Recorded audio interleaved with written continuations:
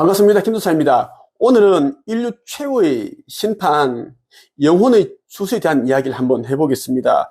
우리가 살고 있는 이 시대는 이제 끝이 거의 났다고 봐도 잘못된 말이 아닙니다.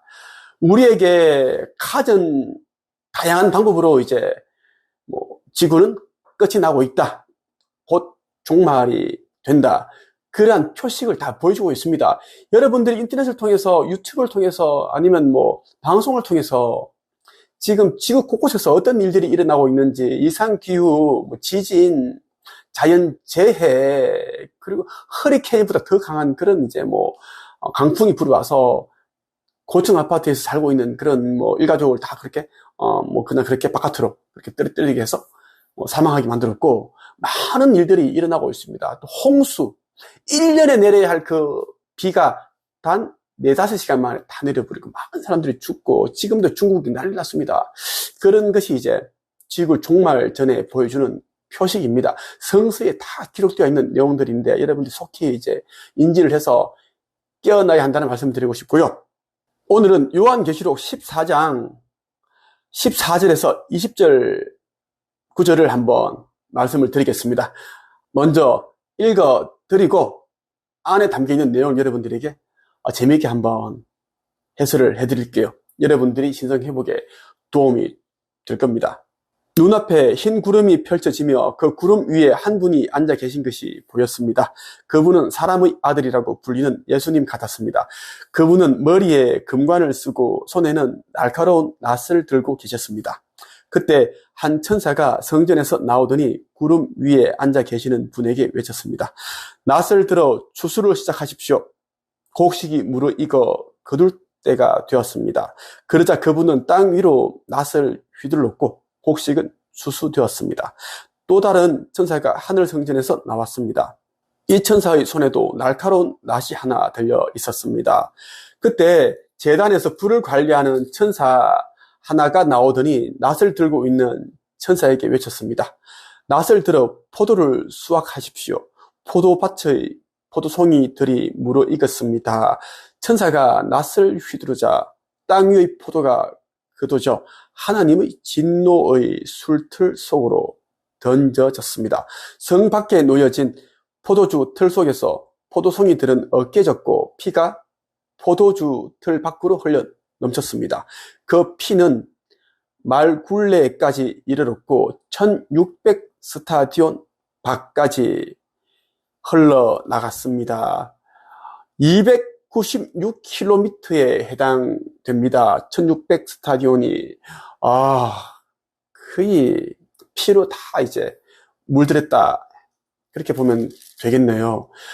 영혼의 추수에 대한 이야기를 하고 있습니다. 저는 시골 출신입니다. 돌아가신 아버지께서는 이제 소작농이셔서 다른 사람들의 논과 밭을 빌려서 일정한 그런 이제 돈을 주거나 아니면은 그 소출된 그 곡식을 주고 그렇게 대신 농사를 지었습니다. 저도 이제 그들과 그렇게 했는데 아버지가 주로 그렇게 일을 다 하셨어요. 네. 저와 누나들 그리고 어머니까지 이제 고생을 안 시키려고 그렇게 아버지께서 그렇게 묵묵히 일을 거의 다 하시더라고요. 좀 더 다 그 기억들이 선합니다. 정말 인자하신 분이셨습니다. 네. 제가 이제 드리고 싶은 이야기 뭐냐면, 이제 봄에는 씨앗을 뿌리고, 그리고 농부들이 열심히 이제 가꾸죠. 비료도 주고 영양도 듬뿍듬뿍 그렇게 주고 잡초도 뽑아내고 그렇게 합니다. 그렇게 이제 정성스럽게 가꾸고 하죠. 그리고 여름 되면은 이제 과일 주렁주렁 열리기 시작하고, 그리고 벼 같은 경우에는 이제 가을 되면은 이제 추수를 합니다. 우리가 살고 있는 이 지구도 이제는 추수할 단계에 접어들었습니다. 봄, 여름, 가을, 이 가을까지 왔어요. 추수하는 단계입니다. 영혼의 추수, 이 땅에서의 추수가 곧 이제 벌어진다는 이야기입니다. 여러분, 제가 하는 이야기가 좀 허무맹랑하게 들리십니까? 성서에 적힌 내용 그대로 제가 여러분들 읽어드리고 말씀드리고 있는 겁니다. 눈앞에 흰 구름이 펼쳐지며 그 구름 위에 한 분이 앉아 계신 것이 보였습니다. 그분은 사람의 아들이라고 불리는 예수님 같았습니다. 재림 예수를 뜻합니다. 재림 예수는 이제 상승의 그날, 휴거되는 그날이 되면 공중에 이제 올라가서 많은 영들을 건져내게 됩니다. 건져내야 할 영들은 다 건져내고, 건져내야 할 영들이 아닌데 뭐 올라오게 되면은 꼼수를 쓴다든가, 그렇게 뭐 천사들이 시술해서 상승을 한다든가 휴거가 된다 그러면 그것을 또 하지 못하게끔 그렇게 또 하죠. 이날에는 이제 상승의 천사들이 있고 소멸의 천사들이 다 참여를 합니다. 상승의 천사들은 휴거되게끔 상승할 수 있게끔 도와주고, 소멸 천사들은 상승할 수 없게끔 휴거되지 못하게끔 밑으로 끌어내리는 그런 역할을 하죠. 재림 예수를 도와서 그런 일을 하는데, 땅의 추수날 이제 사람의 아들이라고 불리는 이제 예수께서 그런 일을 한다라는 것입니다. 하늘에서 한 천사가 낫을 들고 예수에게 낫을 들어 추수를 시작하십시오, 이렇게 신호를 주면 시작이 되는데, 여러분들이 두려워해야 될 게 뭐냐면, 이제 이 추수의 날이 이제 코앞에 다가왔습니다. 다가왔고, 이제 이 추수 때 여러분들이 상승이 되지 않으면 정말 고통스러운 시간을 보내게 됩니다. 영혼의 추수날 여러분들이 신성을 회복한 자로서 아버지의 나라에 가지 못하게 되면 정말 고통스러운, 아주 괴로운 일을 겪게 됩니다. 성경에 그대로 적혀 있어요.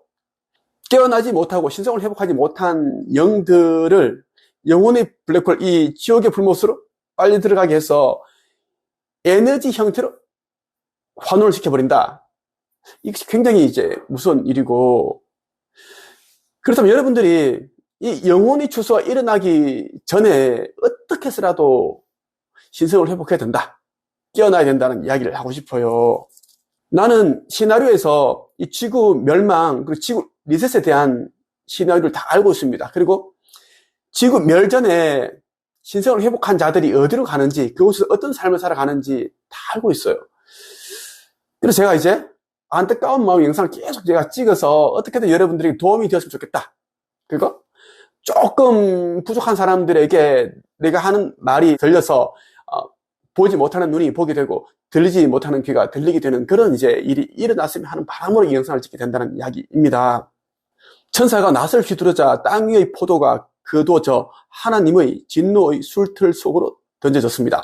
성 밖에 놓여진 포도주 틀 속에서 포도송이들은 어깨졌고 피가 포도주 틀 밖으로 흘러 넘쳤습니다. 그 피는 말굴레에까지 이르렀고 1600스타디온 296km 밖까지 흘러나갔습니다.